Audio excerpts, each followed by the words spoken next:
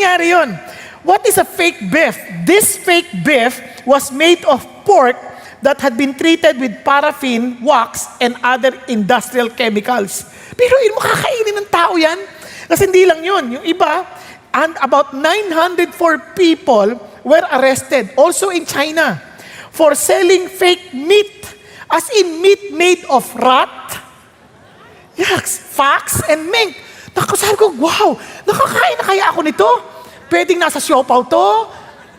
Hindi. Hindi ko naman sinisiraan yung siopaw, baka misinterpret ninyo. Baka nasa siomay. Hindi natin talaga alam. Yung iba nga nakita ko pa sa YouTube buttered chicken pero daga pala. Ang sarap-sarap. Anyway, isipin nyo, we're living in a kind of world like this. Puro peke. As in, may peking relo, may peking buhok, peking eyebrow. Hindi ko sinasabing masamang gumamit ng mga ganoon. Ang sinasabi ko lang, kung ganoon ang ating panahon, saan tayo papunta? How can we trust each other kung may maraming peking ganito? May peking kaibigan. Naintindihan niyo po, akala mo kaibigan mo, peki pala. Ang dami na nagkalat na yan. Kaya nga merong pirated books na nasa sa Chile. Merong fake car license plate na tinitinda sa Cambodia. Merong pong fake na MBA degree. Merong pong fake na mga NHL merchandise, pati naman NBA merchandise, meron din. At sabi nga sa UAE yung car manufacturer na Nissan, they lost about $60 million on fake replacement parts. Biruin nyo, ang dami. Ngayon, kung kayo yung nagsusulat ng libro, ba't pa ako magsusulat? Ipipikein lang din naman.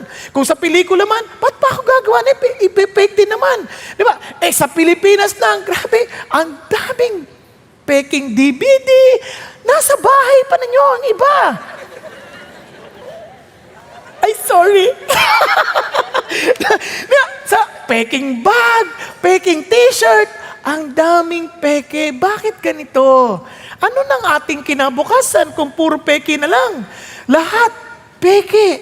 Nakakalungkot. Alam niyo po ba, ang hirap po ng gantong buhay.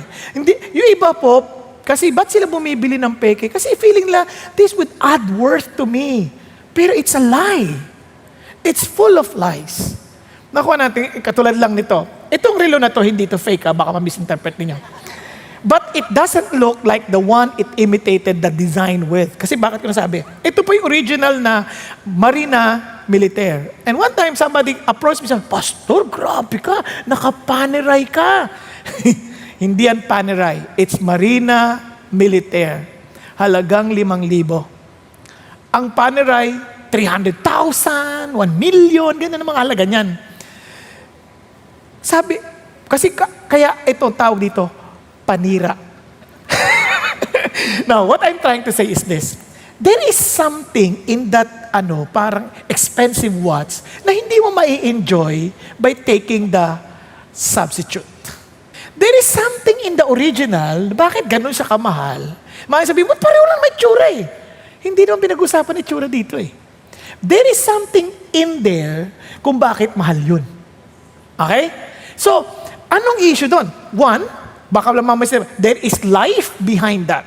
The person who designed it, the person who thought about it, buhay niya yun Parang kinabukasan din naman, ninanakaw mo yung benefit na yun. So, ito na yung buhay. Kaya nga, kailangan din pag-usapan to kasi itong malungkot. Yung fake na bagay, maaring mapahamak ka o mamamahamak ka pa ng iba. Nakuha natin? It will endanger you or you will put others in danger. Yun po ang bulakan problema dito. And since we have only a few short lives here on earth, wag naman nating sayangin. Kasi ganito po yan. Kahit na tayo, for example, tingnan nyo, yung maraming tao hindi tayo masaya kasi we're just trying to imitate somebody else. Ang Pilipino na lang, for example, we're very good in music. Sobrang galing natin sa musika. Kahit sino kayang umawit. Pero ang amazing, yung mga kanta natin, puro kopya lang. Naalala ko yung tatay ko, nung humaharana pa siya, ang dami natin magagandang kanta, yung mga kundiman, di ba? Yung tatay ko, nung bata kami, kakantahan niya yung nanay ko, dahil sa'yo, ang ganda Di ba? Kasi sa totoo lang, we have our own music sa Filipino. May sarili tayo. Pero hindi, napipick tayo ng maraming bagay. Kaya hindi tayo masaya. Tingnan nyo ha, yung iba, gusto ko yan, ganda ng boses, gagayahin ko yan. Ayan yung, ang ganda magsalita, gagayahin ko yan. Ay, galing sumayaw, gagayahin ko yan. Pag-isipan nyo mabuti, nawala na yung pagkatao natin. Sa kakagusto natin, gaya ko yan, gaya ko yan, gaya ko yan. Nakalimutan natin, tayo mismo, nakalimutan natin yung design ng Diyos sa atin. Nakalimutan natin. So we're trying to live a fake life. Bakit? Because we want to be happy. Diba? Ang problema ito. Don't you know that the design that God has for you and me, yung buhay, is something so beautiful that it is designed for eternity. Kaya nga itong magandang buhay na gusto ibigay sa ng Diyos in the eyes of the Lord is a true life that He designed. Yung bang gusto mong mabuhay for eternity. Hindi yung buhay na peke. Hindi yung buhay na akala mo ang saya-saya sa picture sa Facebook. Ganyan pa. Yung pala, naapakan ng paa. Ganyan. Di ba? Yung picture para ang saya niya, grabe. Yung pala, naapakan sa paa. O naipit. Yung iba, lahat parang iba nainggit pa. Oh, grabe yung saya nila nasa beach siya. Oh, grabe. Hindi niya pala, nandun siya dahil pinaglilinis siya ng Boracay.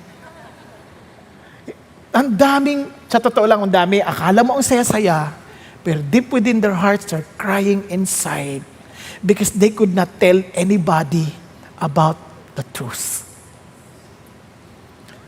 That in their laughters, they're crying, they're weeping inside. Di ba ang lungkot? Ang lungkot. Kaya, itong buhay na ito, and this is exactly what God wants us to understand. Yung totoong legit na buhay. Kasi ano ba yung legit na buhay? Sabi ng Lord, it's a life in all its fullness. Yung may punong-puno ng meaning, punong-punong buhay, hindi yung parang kulang-kulang, hindi yung parang walang kakwenta-kwentang buhay. Kaya sabi ni Jesus, paano mo experience yan? Listen to this.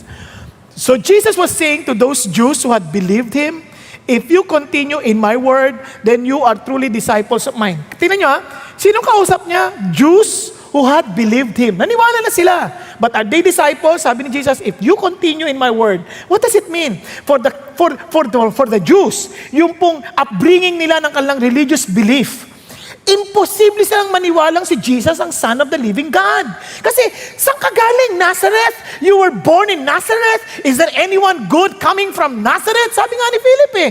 Ay, sabi ni Nathaniel, alala nyo? Kung itong mga taong to, ganito pananaw, how can they believe Jesus? Kasi sabi ni Jesus, if you truly believe in me, you will continue in my words. In other words, you will really consider me, accept me, and acknowledge that I am Lord, that I am the Son of the living God. And look at what He says. If you will listen to my word, you will know the truth, and the truth will make you free. Sarap. Kakaroon ka ng layang katotohanan, yung alayaan. But what is this truth? Pwede kang maging honest, but not truthful. Okay ba yan?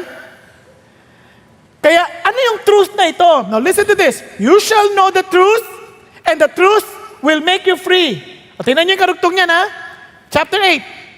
So, if the Son makes you free, you will be free indeed. So, in other words, itong truth na ito is not just about knowledge or isang bagay ng facts. No. This is about the person of Jesus Christ. Kaya nga grace and truth revealed in Christ. Now listen to this.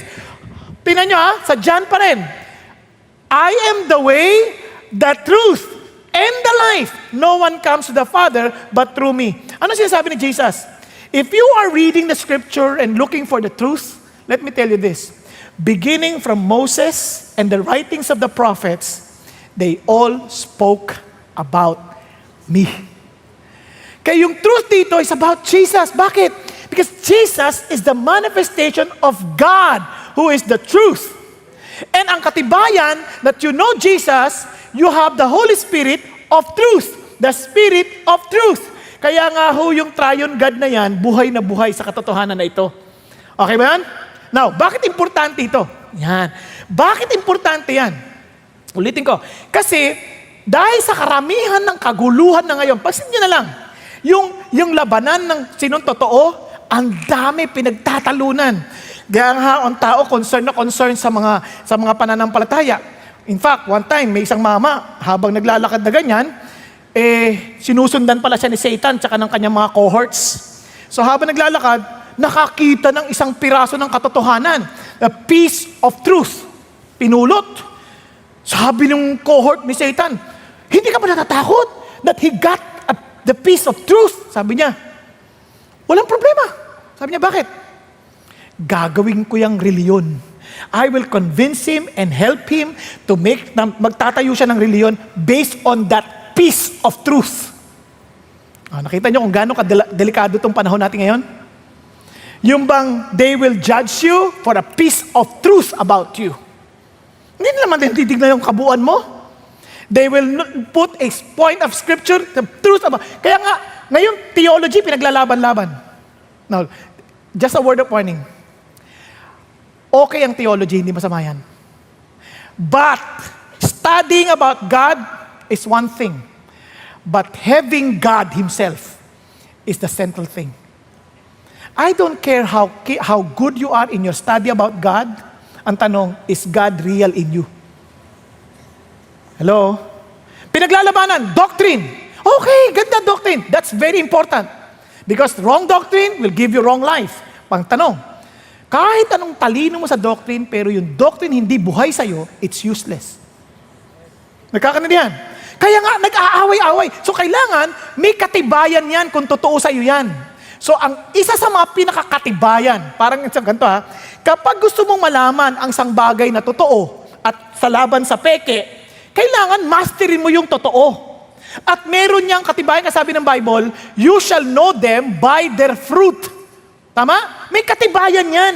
Hindi pwede, hindi ko mukhang punong santol na. Sabi ko, uy, santol yan. Nagbunga, mangga. Hindi siya santol, mangga siya. Paano mo lalaman mangga? Yung bunga. Ganon din sa Christian life. Kaya when Jesus Christ began to speak about it, yun ang ating magiging series. Okay? Ang unang-una na palatandaan na totoong Christian ay isang legit na happiness. Ang tao, akala nila pag lumapit sa Diyos, lulungkot sila. Kaya ang tao takot sa, ayoko pumunta dyan.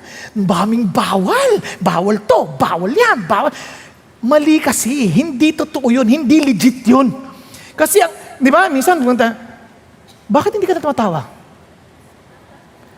Christian na ako. Nagbabagong buhay na ako. Minsan kinumpartment, katulad niya, mayroon magsasabi, bakit sa inyo sa CCM may nagsasayaw pa? Di ba? Pag ganyan.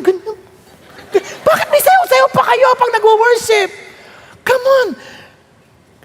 Anong ibig sabihin yung sayaw, pang mundo? Tapos yung kanta lang ang pang Christian? Sa totoo lang, kahit kumanta ka with all your gusto, kung hindi mo naman kinakanta para sa Diyos, wala rin yun.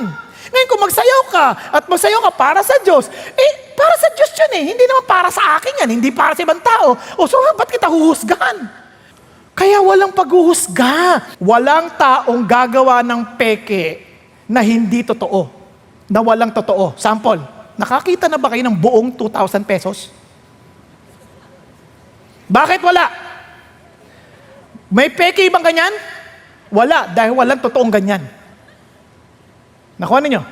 Kaya kung may peking pagsasayaw, nakala mo para sa Diyos, pero pala para sa sarili, ibig sabihin, may totoo.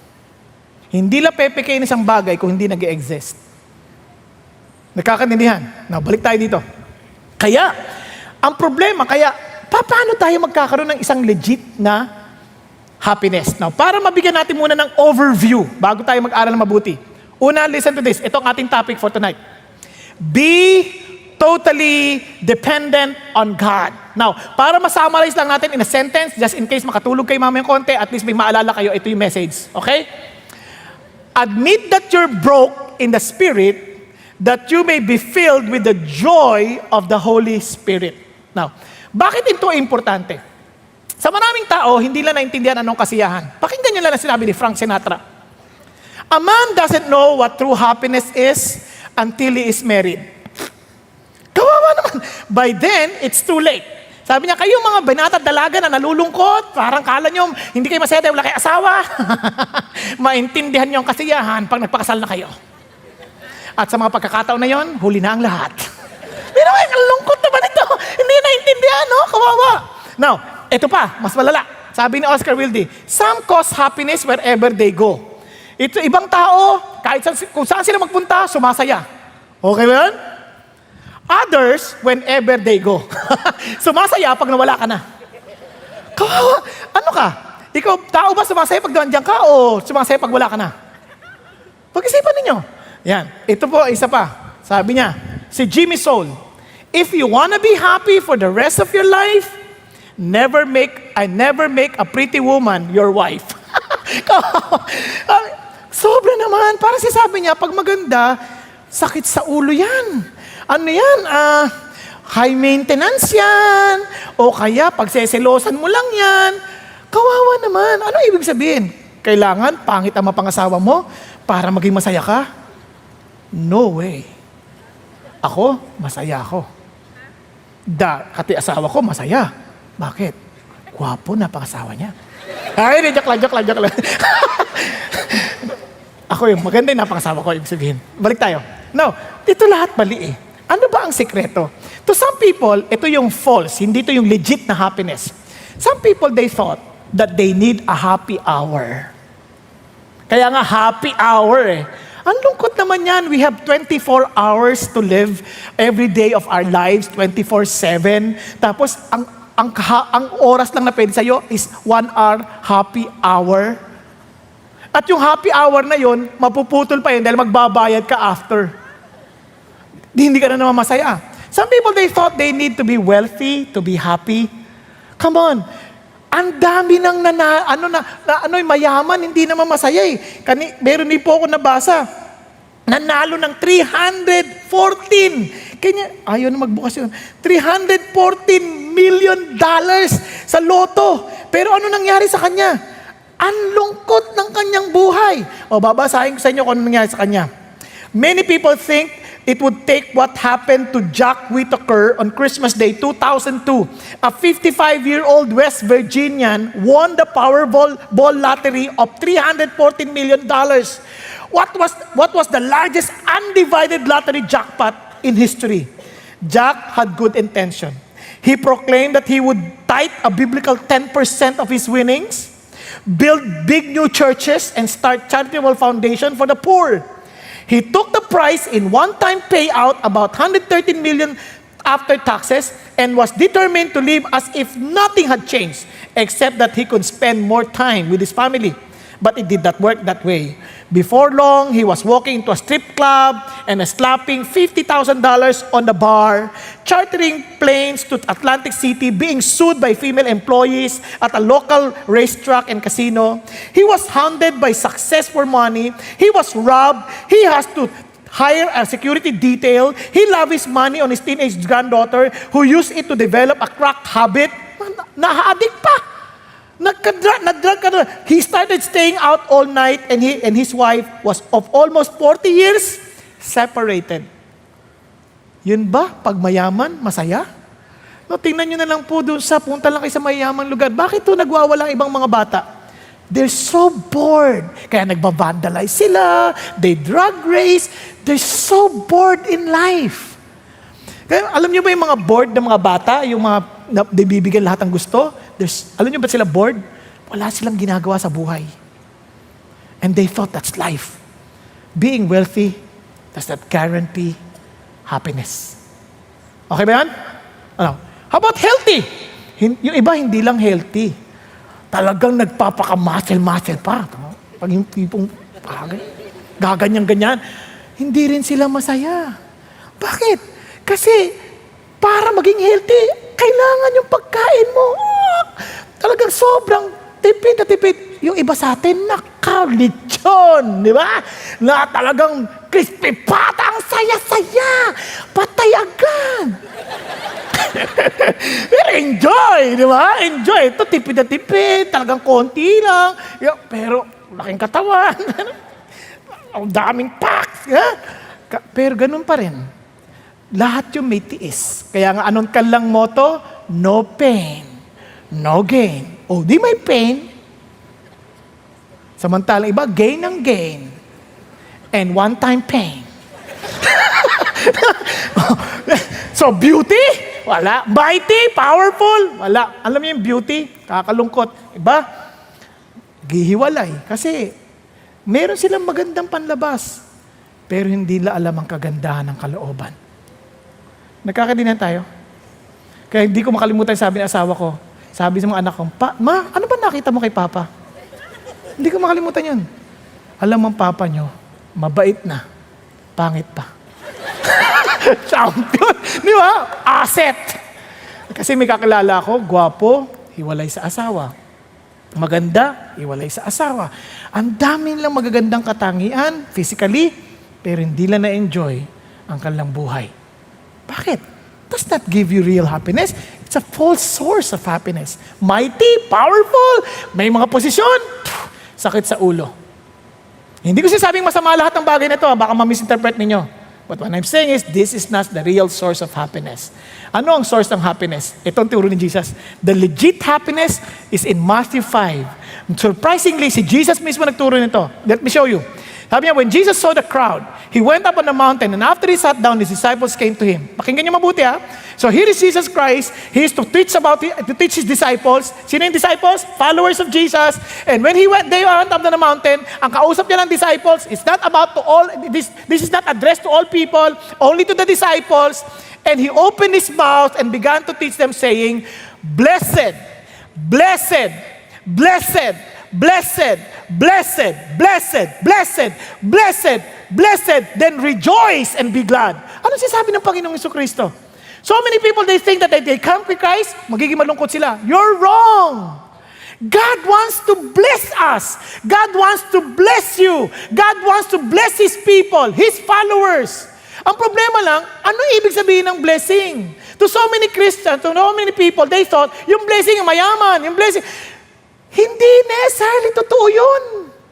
Yung blessing is a state condition of the heart. Mayaman ka o hindi, you can be blessed. You can live a very poor life in the midst of wealth. Kaya yun ang problema dito. Tuturuan ka ni God, paano totoong blessed? Kaya ito yung kanyang idea. Now, balikan natin. Kasi ito yung pinaka-foundation. Itong unang-una niyang sinabi. Blessed are the poor in spirit, for theirs is the kingdom of heaven. Paano yan? Poor? Tapos, pero pansinin niyo naman. Sabi niya, once you are poor, and you really see yourself as poor in the spirit, anong kapalit? Kingdom! What an extreme! From poverty, from being a pauper to a prince. Napansin mo yan? Now, pag-usapan natin isa-isa. Para madali tayo. Naalala sa panahon natin ngayon, we have this business processing outsourcing. Yung mga companies, they are forced to outsource. Bakit? Kaya nga BPO. Bakit? Ayaw nilang maging broke. Okay po? Ayaw nilang matalo. Ayaw nilang ma-bankrupt. Kaya, tandaan niyo yung word BPO, broke. Okay? Ano sabi natin? Blessed are the poor in spirit, for theirs is the kingdom of heaven. Yan ang ating pag-uusapan. So, BPO, blessed, poor in the spirit. Okay ba yan? Oh, the kingdom of heaven. So, siyempre, surprise. Kingdom of heaven, ha? So, may element of excitement. Now, listen. Ano bang ibig sabihin ng blessed? Word blessed. Now, itong word na blessed is a Greek word, makarios. Means to be self-contained or to have what you need within you. Now, listen to this. Alam nyo, itong word na ito is also a word originated from the island of Cyprus. The Happy Island, ang tawag nila. They believe that because of its parang geographical location, perfect climate, and fertile soil, anyone who lived on the island of Cyprus had made it in the shade. Parang wow, well protected, well secured. Kaya itong island na to, this exactly the words Makarios originated. Itong place na to is a Makarios place. And one of the things that they do, dun sa word na Makarios, ginagamit ito to describe, kasi mga Greek, di ba, naniniwala sa Greek goddesses of the Greek, mga gods of the Greek, they describe the kind of joy or happiness that these gods or goddesses are experiencing. Kaya, in other words, they are unaffected by the circumstances around them. Parang kahit ano pang nangyayari dyan, masaya pa rin kami. Hindi kami masaya dahil masaya yung sitwasyon. Hindi kami masaya dahil malungkot yung sitwasyon. Hindi ganon. We are not affected by the situation. We are always secured, satisfied, fruitful. Kaya, sabi niya, ito yun. Parang we are self-contained. Paano yung magiging totoo sa tao? We can never be self-contained. Kasi tayo lagi nangangailangan. We are always longing for love. We're always longing for something that we cannot understand. Paano natin ma-experience ito? No, pakinggan niyo mabuti. Si God lang ang self-contained. Before the mountains were born, kaya siya self-contained, you gave birth to the earth, wala pa yung mundo, wala pa yung siya ay everlasting to everlasting na. He is full of joy, even without anything yet that He created. Nasindan natin. Now, hindi lang yon. He alone possesses immortality, dwells in an unapproachable light, whom no man has seen and can see. And He is to Him be honor and eternal dominion. So dito pa lang makita ninyo, this is the kind of God we're serving. This word blessed is for God. Kaya nga, bless the Lord, O my soul. Ito ay description ng Diyos. Kaya sabi ng Panginoon, sabi ni Jesus, ganito, these things I've spoken to you that my joy, can you imagine? God's joy may be in you and that your joy may be full.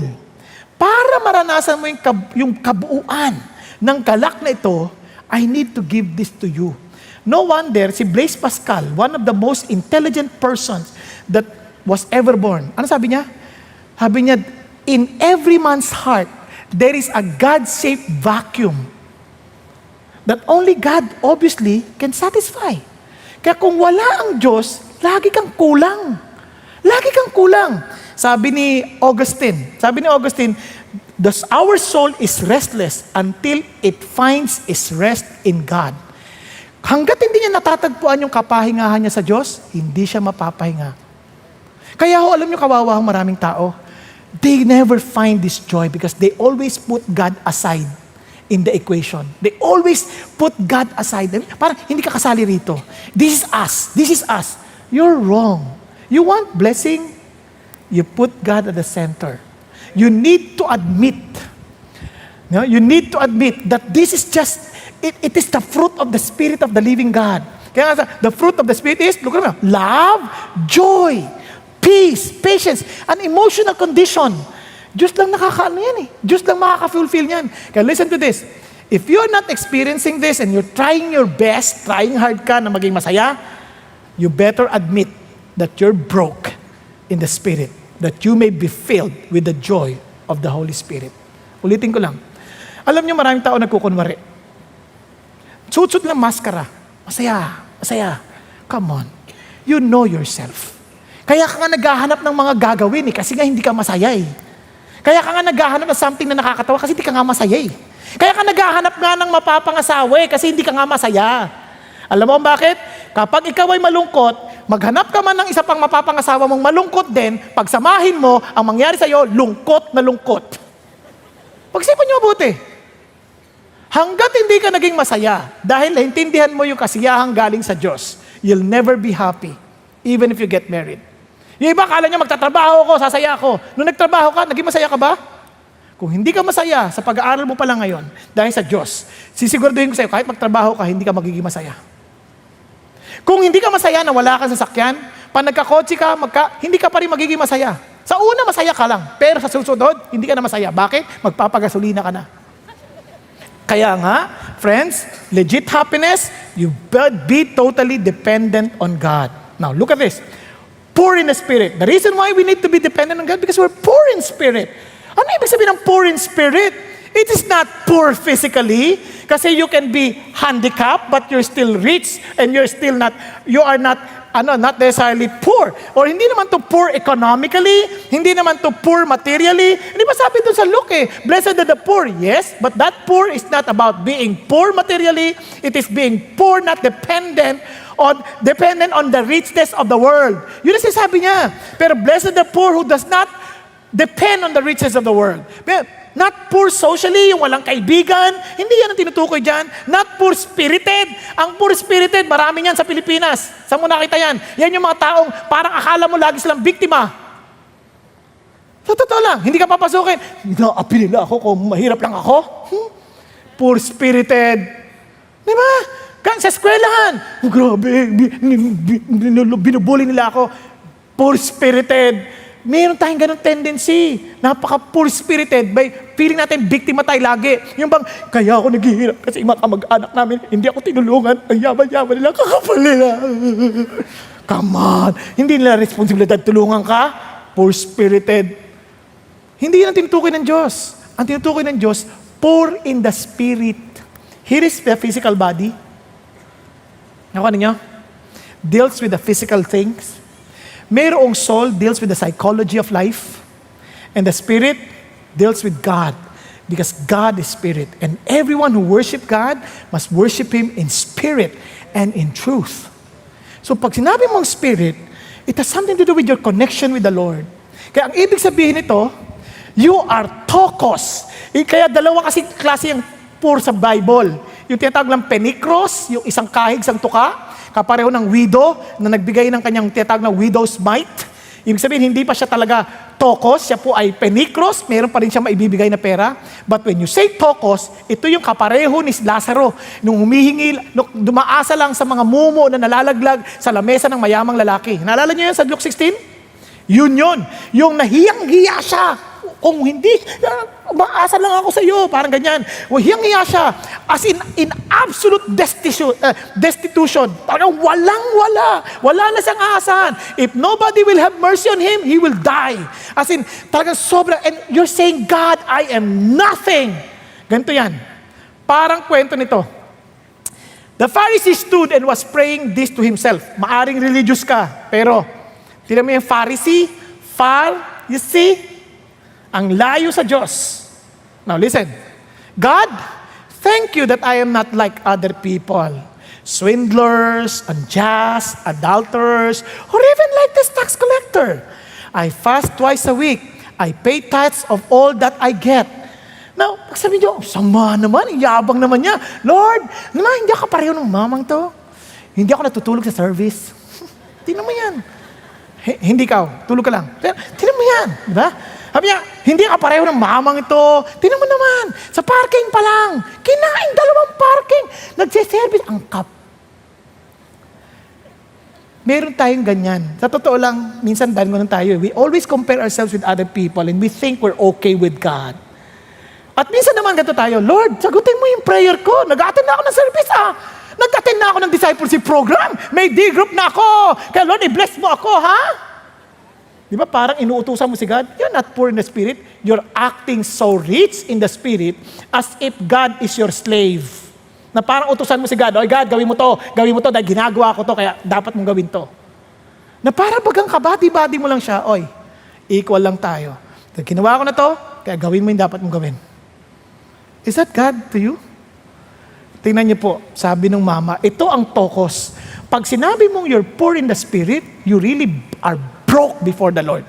But the tax collector standing some distance away, layo, was even unwilling to lift up his eyes to heaven, but was beating his breast, saying, God, be merciful with the sinner. Ang layo, talagang di makalapit, di man lang makatingin, talagang binubugbog pa yung dibdib. Parang, Lord, wala akong tapang. Naiharap ko yung mukha ko dahil alam ko, napakasama akong tao.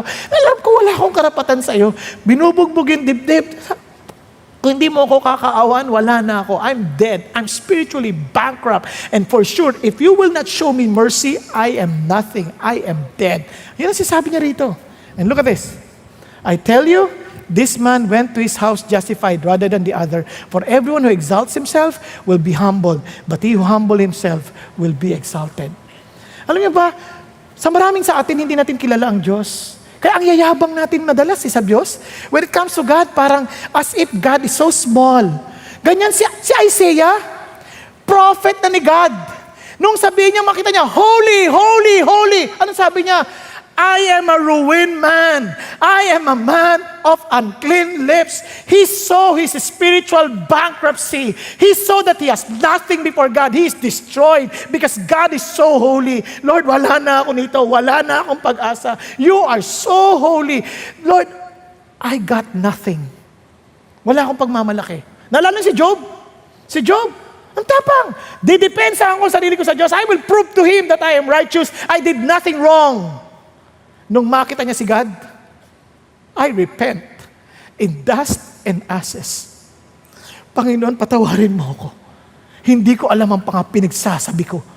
Bigla niya na-realize that this God is so powerful, so holy, that we are nothing. Yung akala mong maputi ka na, pag dinaanan ka ng tide, may puputi pa. Yun, biglang nakirealize mo, wala pala ako. I got nothing. Kaya ito yung sinasabi ng Diyos. You need to see yourself as in nothing. Kaya nga po, to be poor in spirit, parang you just humbly depend on God instead of yourself. You're just saying to God, Lord, I got nothing. Hindi ko alam talaga. Kaya iba-ibang translation sa, tira nyo, sa New Living Translation, realize that they need for Him. They know that they need God. In the Good News Bible, happy are those who know they are spiritually poor. And in New Century Version, they're blessed who realize their spiritual poverty. Look at this. And in the Amplified Version, happy to be envied and spiritually prosperous, yung blessed, ang ibig sabihin ng blessed. Then, look at what it says. And are the poor in spirit, the humble who rate themselves insignificant, for theirs is the kingdom of God. Unless you see yourself as nothing without God, you'll never see God's kingdom. Grabe. Now, bago tayo tumungo sa ibang bagay, so we need to come into this realization that legit happiness is to be totally dependent on God. We need to admit that we are spiritually broke, that we are in order for us to be filled with the joy of the Holy Spirit. And letter O. The kingdom of heaven. What does it mean? Now, ang kingdom of heaven, dalawa yan, para maintindihan ninyo. It has something to do with the present and future.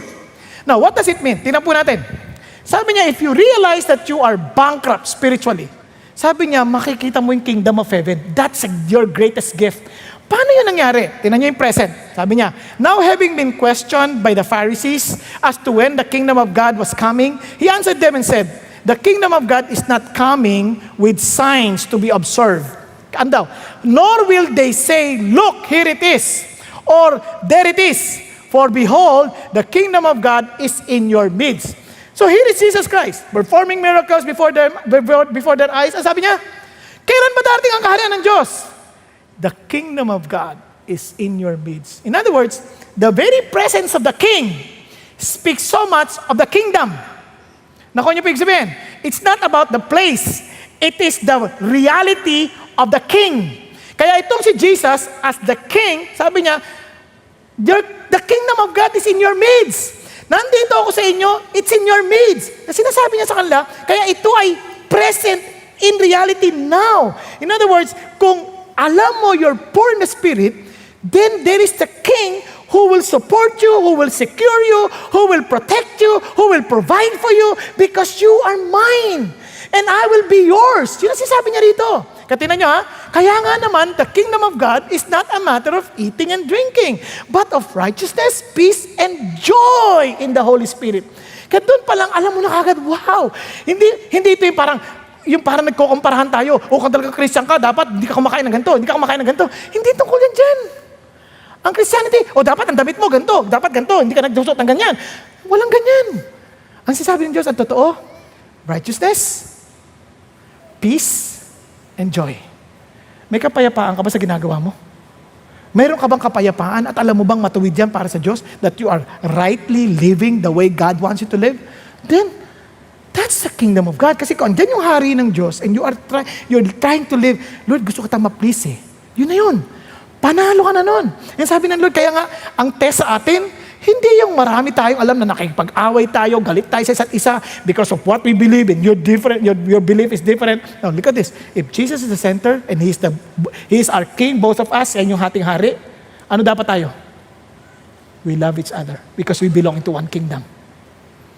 So isipin nyo, ganun ang kingdom. Ang kingdom is not about me because it's no longer about me. It's about the king who lives in this kingdom, who rules in this kingdom, who lords in this kingdom, who rules in this kingdom, and that is Jesus. Di ba ang lungkot? Sometimes even among us Christians, away tayo ng away. Bangayan ng bayan, turuan ng turuan, at sama mo, hindi ka wala kang kwentang tao. Lahat tayo, poor, as in poor, before God. Now, let's continue. Paano tayo? Paano sa totoong buhay ito? Alalahan niyo yung broke. Broke. You are broke in the spirit, so ito ang blessing mo. If you allow the kingdom of God, the king, to help you, sa brain pa lang, talo ka na. Brain, hindi natin alam lahat ng bagay. Sometimes we think we're intelligent. Alam ko yan, akong bahala dyan. Hindi ka susunod sa paraan ng Diyos. May nanliligaw sa'yo, ay, ang pogi, grabe. Ang tindi ng kanyang character, ang tindi ng kanyang personality. He's a very good person for me. Now, tanong sa'yo ng Lord, anak, hindi naman niya ako mahal eh. So what, Lord? Magiging Christian din yan. Talino niya eh. Hindi naman yan ang issue eh. Ang tanong, you better listen to me. Kaya sabi ng Bible, trust in the Lord with all your heart. Do not depend on your own understanding. Akala mo lang sa intindi mo, okay. Seek His will in all you do. And He will direct your path. Siya mismo mag-guide sa'yo. Bakit naman? Bakit ko kailangan yun, Lord? Wala ba akong sariling talino para i-evaluate kung ano tama sa mali? Nako? Sabi ng Lord, oy, tigilan mo na yung kabit mong yan. Iwan mo na yan. Lord, hindi mo naintindihan, magpapakamatay siya. Iwan mo. Whatever is causing it, cut it off. Baka magpakamatay siya. Hindi mo problema yon. Ang problema mo, sumunod ka sa akin. Lord naman hindi mo naintindihan. Kawawa naman siya. Come on, don't depend on your understanding. God knows. Look at this, what the Lord is saying. There is a way that seems right to a man, but in the end, it leads to death. You better listen to God. He knows better. Di ba? Paano kung magpakamatay yan? Hindi mo problema yan. Hindi ka ang pumatay. Siya ang nagpakamatay. At sa palagay mo, mapipigilan mo, by nandun ka, ang totoo niyang kasalanan mo, ba't mo kasi niligawan yan? May asawa ka na? Ngayon, iiwanan mo, papakamatay, lagot ka. Hindi. Sabi ng Lord, iwan mo na lang. Sumunod ka sa akin, kung mahal mo ako, sumunod ka sa akin. Kung naniniwala ka na sa kaharian ko, sumunod ka sa akin, then I will take care of your problem. Hindi mo na problema yan. Problema ko na yan. Kaya huwag mo na alamin kung ano nangyari, kung nagpakamatay o hindi. Hindi mo kailangan malaman yon. Nakuha ninyo? Ang kailangan mo, sumunod ka kay Jesus. You trust the Lord. Okay pa kayo dyan? Tuloy tayo. Kaya sabi ng Bible, kung hindi ko natagal ang gagawin ko, sobra na. Now, if any of you lack wisdom, He is your king. You should pray and ask God who gives it generously and graciously to all. He is your king. You trust God. Nakuha natin, we're broke in terms of brain. What about richness? Kasi sabi ng Bible, God gives us the ability to gain wealth. Hindi yan sa galing natin. Hindi yan sa, ganito paraan yan, para gusto mo kumita, ganito gawin mo. Ganito. Relax ka lang. It's God who gives the ability to gain wealth. You better listen to His instruction. And sabi ng Lord, and my God will supply all my needs. Some of your needs? They all will supply. May supply? No, will. Nakuha natin? Sabi niya, from His abundant wealth. Wow! Because of what Christ Jesus has done for us. Sabi ng Panginoon Diyos, if you truly understand that I'm your King, I will take care of you. I will provide for you. Kaya nga sa Luke 12, those who are not rich in God, they're always worried about food. They're always worried about drinks. They're always worried about what they wear. Ano sabi ni Jesus? Don't be afraid, little flock. My Father is giving it to give you the kingdom. Yun ang idea ng Diyos. Sabi niya, kahit sa yaman mo, you trust the Lord, you pray to God, Lord, saan po ako nito? Gusto ko na pong tumigil sa pangungutang. O tumigil ka sa pangungutang, magbayad ka na, at tutulungan kita. But you follow God's instruction, He's your King. Di ba? Pag sinabi ng Lord, ibigay mo dito, you follow God because He's your King. And I'll take care of you. Alam niyo, mga taong sumunod sa Diyos, hindi naman pinabayaan ng Diyos eh. Hindi ko sinasabing yumaman sila, ang sinasabi ko lang, hindi sila pinabayaan. No? Kung namatay man sila sa gutom, at least sa heaven sila. Pero isang bagay lang alam ko, hindi sila pinababayaan ng Diyos. Because our King is a faithful King. Now, ano pa? How about opportune time? Doon, sayang pagkakataon. May nanligaw sayang naman. Relax ka lang. Kung hindi yan nakakilala sa Diyos, hindi mo kailangan matakot dyan. Lord, ito na investment na ito. Baka pag hindi ko ito binigay ngayon, aralin mo muna. Hindi, Lord, pera, tutubo ka ng 10% a month. Anak, imposible yan. Hindi, too good to be true. Makinig ka sa akin. Hindi, Lord, sayang to, minsan lang to. Tumigil ka, sabi ng Lord. Bakit? If you trust me, listen to this. God has set the right time for everything. Okay ba yan? Now, hindi lang yan. I trust the Lord God to save me and I will wait for Him to answer my prayer. If you believe that God is in control of everything, then He is our King. Now, I trust in you, O Lord. You are my God. My times are in your hands. Nung tinanggal ako 10, 12 years ago sa ministry, ang sasabihin ko, Lord, paano na ako? Relax ka lang. I'll take care of everything. Tahimik ka lang. Ganon. Relax ka lang. Hawak ko ang panahon para sa'yo. Nalala si Joseph, 13 years old. Sabi, Lord, itatangas kita. Lord, nakulong ako eh. Lord, naging katulong ako. Tapos pagdating katulong, nakulong. Ano pa? Paano ka makikita yung katubayan ng iyong pangako? My time is in my hand. Nakuha po? Andiyan pa kayo? Kaya yung mga taong naninira sa'yo, relax ka lang. May araw din yan. Because their time is in the hand of God. Now, ito po isang bagay. Kinetics. Naalala niyo po yung kilos, yung energy, yung movement. Kapatid, dumaan na po kayo sa panahon na parang ayaw niyo nang gumalaw. Parang, ayoko na, pagod na ako. Naranasan niyo na yun? And, pag inisip mo buti, meron din ganyan tayong mga pagkakataon na parang ayoko na, parang pagod na ako. Yung bukas na lang, paggising niyo, Lunes na naman, grabe. Ayoko na, parang papasok na naman. Now, listen to this. Nangyayari sa atin yan. Then acknowledge that you need God's strength. Now, ano sabi ng Bible? You bless all who depend on you for their strength. Nagkakaintindihan? Now, sabi ng Lord, those who trust in the Lord for help will find their strength renewed. They will rise on wings like eagles. They will run and not get weary. They will walk and not grow weak. Wow! Itong laban natin. Itong pag-asa natin. Yes! Hindi pa tapos ang laban. Why? God will strengthen you. God will give you the energy. Yung bang pagsabi ko na, Lord, tinatamad talaga ako eh. Then dali mo sa Diyos yung issue, Lord, talagang tinatamad, tulungan niyo naman po ako. Anak, pumasok ka na. Bakasyon sa 12. Yes! Oh, karoon ka energy. Kasi God has a way of strengthening you, has a way of motivating you, has a way of giving you another renewed energy. Kasi energy na yun eh, ng Diyos. Nalala niyo nung 2 weeks ago? Alam niyo po ba, I was preaching while I was suffering from vertigo. Pagkatapos ko ng 3 o'clock, sabi ko, God, parang di ko na to kaya. Ayoko na po. Then, nag-pray ako, sabi ng Lord, I will be with you. I will strengthen you. Then preach ako ulit. Nahalata niyo bang may sakit ako? Wala. Tapos nung Thursday, magsasalta ako sa Move Conference. Wednesday, sabi ko, Lord, hirap na po ako. Hindi ako makaaral kasi umiikot yung mundo ko. Sabi ko, kailangan yung banabasa ko, sinasabay ko, paano? Ang hirap ata mag-aral nun. Nang umiikot yung mundo mo.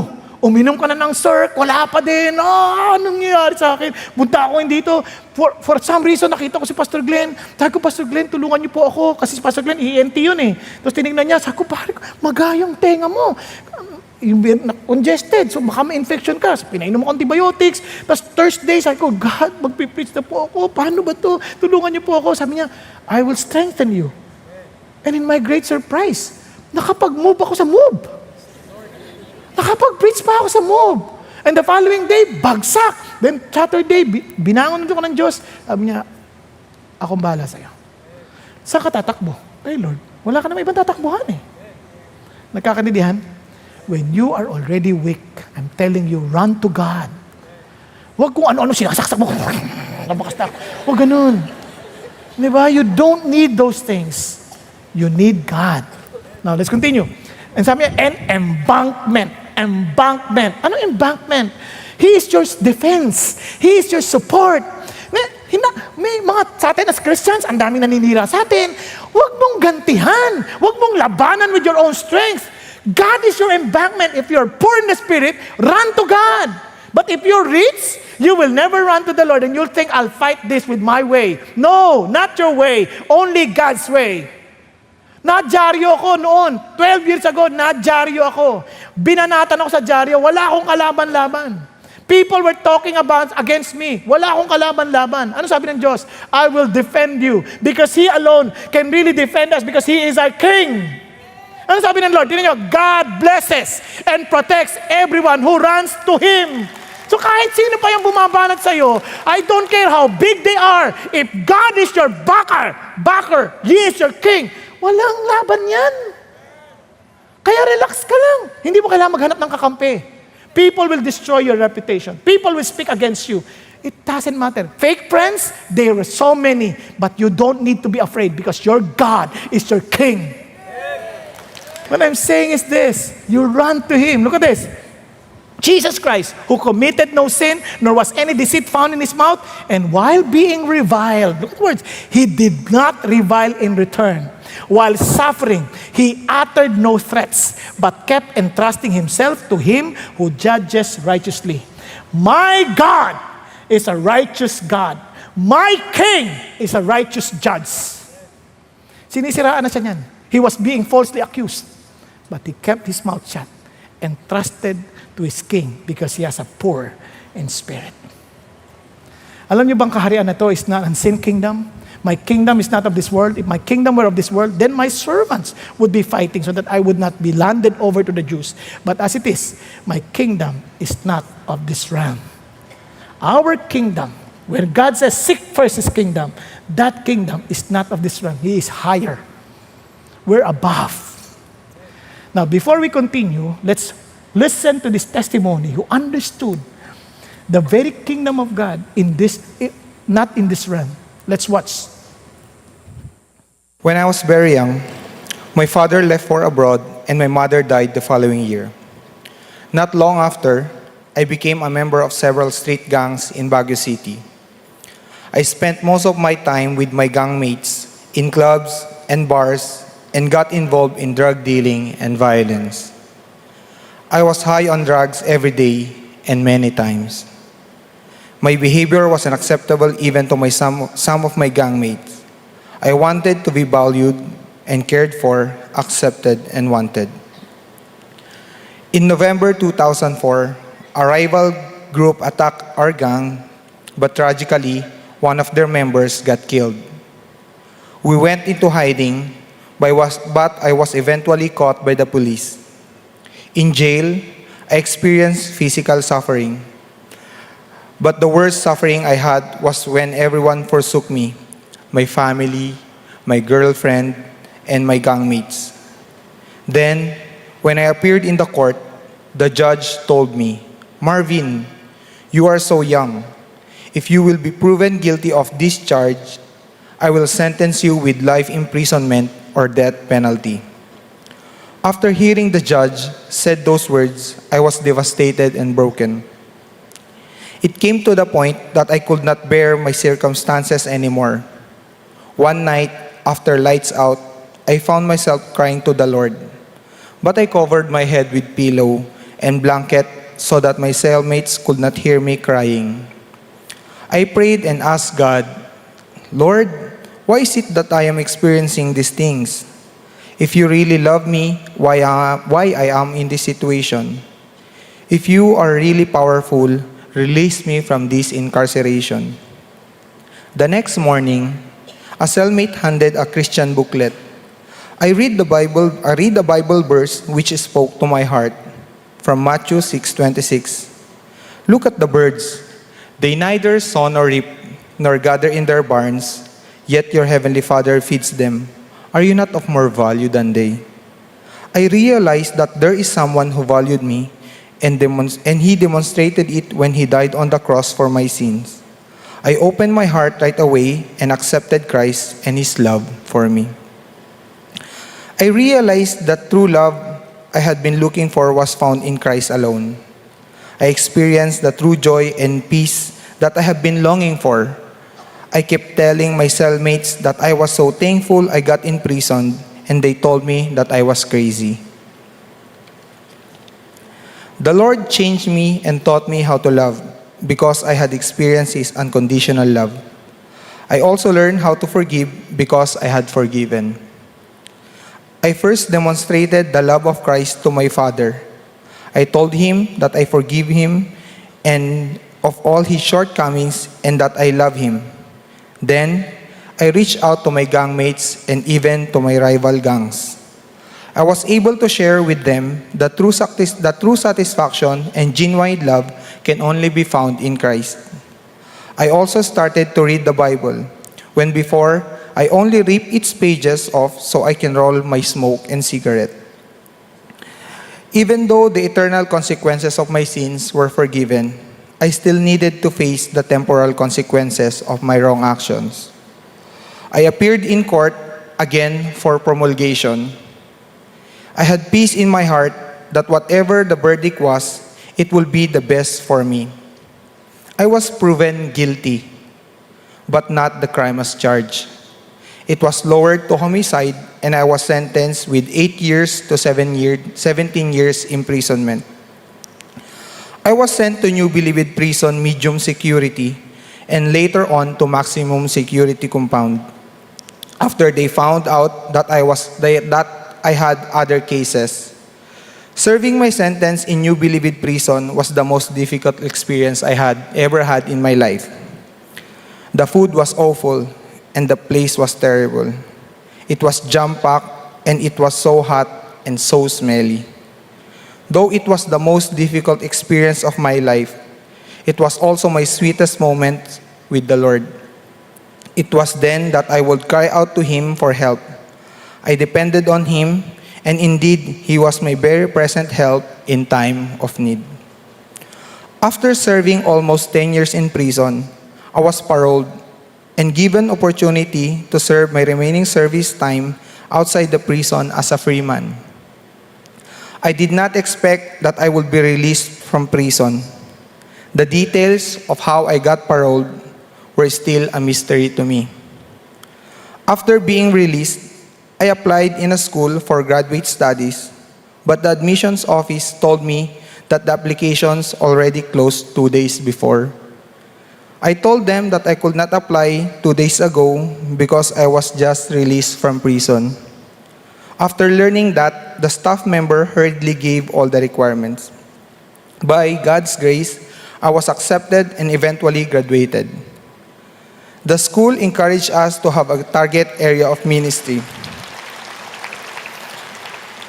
I intended to minister to the PMA cadets because I knew that they are young and have the potential to greatly impact the future of our nation.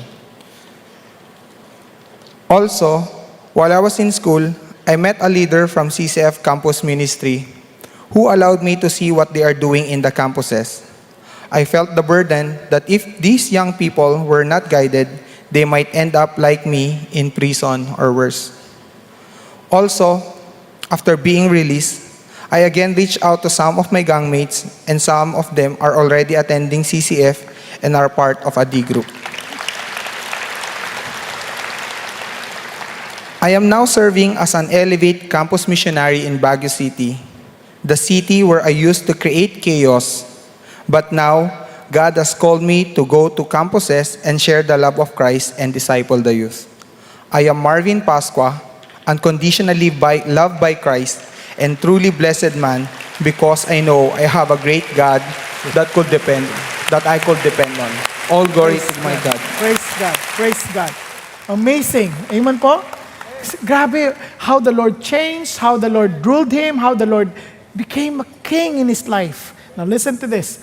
Alam niyo bang ang blessing dyan, it's not only that for the present, mayroon pong future part ng kingdom. And look at this, sabi ng Bible, "But I say to you, I will not drink of this fruit of the vine from now on, until that day when I drink it new with you in my Father's kingdom." Mayroon pa pong future.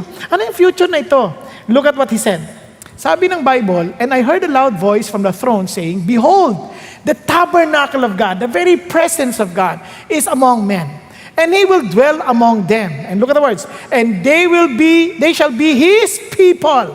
And God Himself will be among them." Grabe, sabi niya, among them. Now, itong problema. Itong itong mga tao, akin to. But, for those who are not poor in the spirit, etong sabi nila. Tingnan nyo ha. But for the cowardly, unbelieving, abominable, murderers, immoral persons, and sorcerers, idolaters, and all liars, their part will be in the lake that burns with fire and brimstone, which is the second death. Pag tinignan nyo ito, coward. Bakit siya coward? He was protecting himself. He was not protecting the king or the kingdom. He's not living for the king. He's just living for himself. Unbelieving, taksil. Talaga, he just believed in his own mind. He is so proud and abominable. Karumal-dumal ang pinagagawa as if he's the center of the universe, that everybody must serve him. And murderers. Bakit hindi? Kaya hindi, handa siyang gumanti, willing to kill people. Bakit? Inisip niya, there's no king to defend me. I have to fight on my own. Immoral persons. My body, lahat yan, they serve my lust. They need to. Kasi I am the king of the world. Yan ang sinasabi niya. And sorcerers, kukulamin ko silang lahat. Lahat yan, sisirain ko lang buhay nila. Bakit? Dahil ako lang ang karapat dapat sumaya. Idolaters, I create my own God. And all liars, they try to live a lie. Why? Because they're not willing to accept the truth about who they are. Kasi sabi ng Lord, they're not my people. And they will be burned. Now, anong pag-asa natin? Itong ganda. Sabi ng Lord, gusto mong may pag-asa ka pa. Jesus answered and said to them, Truly, truly, I say to you, unless one is born again. Ano ibig sabihin dyan? Para kang pinanganak na baby ulit. Sabi niya, he cannot see the kingdom of God. Nakita niyo ba yung baby? Sobrang helpless. Kailangan mong buhatin, wala siyang magawa. Hindi mo pa kainin, hindi yan makakain on its own. Napansin niyo ba yun? Nakita naman kayo ng baby, kaya niyang buhatin ang kanyang sarili. Tahan na, tahan na. Nakita ng baby na gutom na, titimpla ko ng gatas ko. Walang ganun. Ang baby is so helpless. He needs someone to take care of him. He's a focused individual that unless the parents would have mercy on that baby, he would not survive. Yun ang sinasabi ng Diyos. You need to be born again. Now look at this. Sabi niya, nagpasa natin, kaya sabi ng Lord, kaya my little children, tingnan niyo ha, aatakihin ka ng Diablo. He will accuse you because he's accused of the brethren. But I'm writing these things to you as our embankment to you so that you may not sin. But if anyone sins, kasi makakasala tayo, whether we like it or not, we have an advocate with the Father, Jesus Christ, the righteous. And He Himself is the propitiation for our sins, and not for ours only, but also for those of the whole world. Ano sinasabi ng Lord? You are so helpless. Satan will attack you and say, kasala yan, masamang tao yan. Ang sabi ni Jesus, I will defend them because I am their king. I died for them. I am their advocate. I am their lawyer. I will defend them. I paid for their sins. Because they could not pay it on their own. Kaya nga alam niyo makipinasa sa mga fake na bagay, sobrang mura. Pag fake, mura. Napansin niyo ba yun? Kaya alam niyo fake, kapag offer sa'yo ng Diablo, kailangan mong bayaran ng kasalanan mo. Ang fake nun. Bakit? Hindi mo kaya. Kasi kung kaya mong bayaran, fake yan. Hindi totoo yan.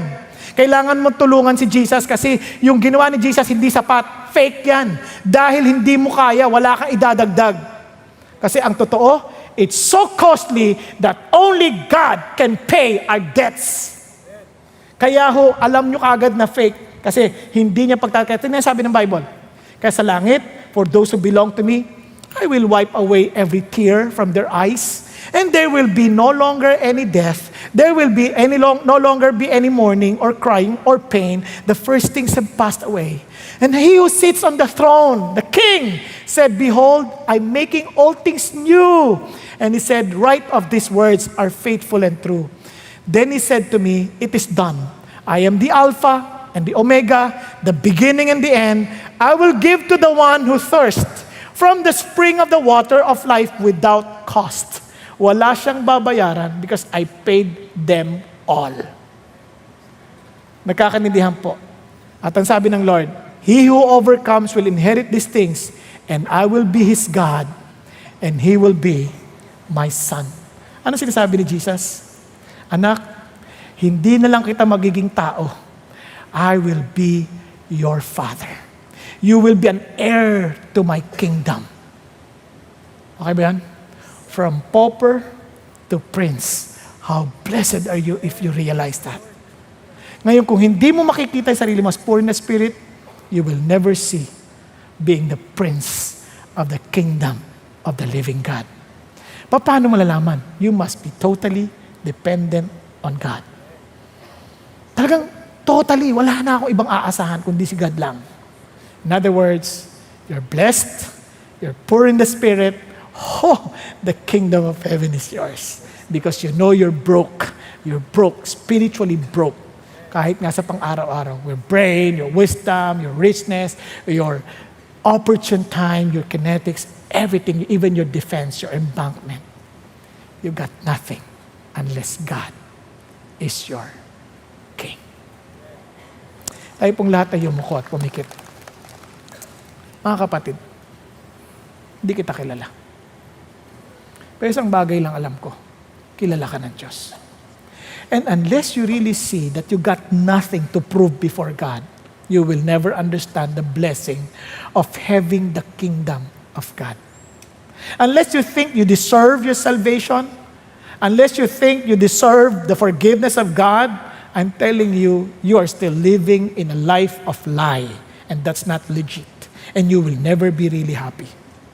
But if you truly understand that you got nothing to prove before the Lord, na wala ka mapapatunayan sa Diyos, kundi isang kalibayan lang, Lord, hindi ko po kaya, wala po akong kakayanang iligtas ang sarili ko. Kaya naman, Panginoon Diyos, dahil sa kapatawarang natamo ko mula sa inyo, dahil sa kabayarang binigay ninyo, itong buhay ko, iyon na. And allow me just to live for you with a new identity from being a pauper to a prince of your kingdom. But you need to acknowledge that you got nothing before the Lord. You have to acknowledge na, Panginoon, wala akong kakayanan to be pleasing before you. Wala akong kakayanan. Wala akong, Panginoon, qualification or merit to be part of your kingdom. I got nothing. I'm spiritually bankrupt, and I just accept your mercy. And thank you, Jesus, for your mercy. That you did not just pay for our debts, you even called us your brother. And you even allowed us and gave us the right to become children of the living God. Thank you that you have given us the kingdom. Thank you that you did not just give us a place to be in eternity, but you give us a reality of life today, that you are our King, that we can run to you at any time.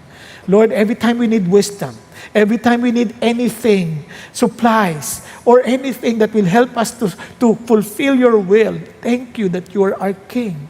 Every time we don't understand the timing, thank you that you're there as our King. Every time we cannot move anymore because we're tired, thank you that you're there to strengthen us because you are our King. Every time, oh God, that we see that we are so defenseless, thank you that we can run to you and we can find blessing in your defense because you are our protection, for you are our King. Lord, thank you.